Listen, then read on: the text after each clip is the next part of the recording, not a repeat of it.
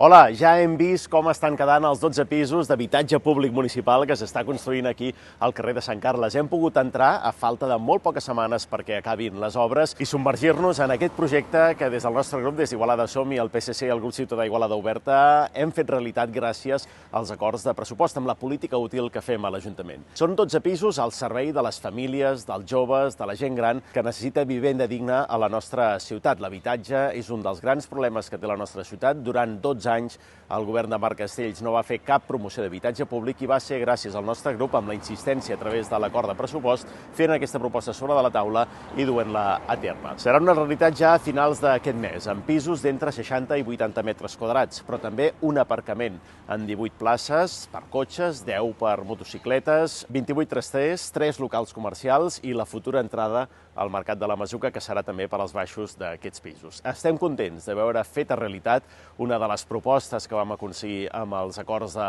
pressupost i sobretot que aquest projecte estigui al servei de la ciutadania d'Igualada, en aquest cas per resoldre part de les necessitats d'habitatge que hi ha a la nostra ciutat.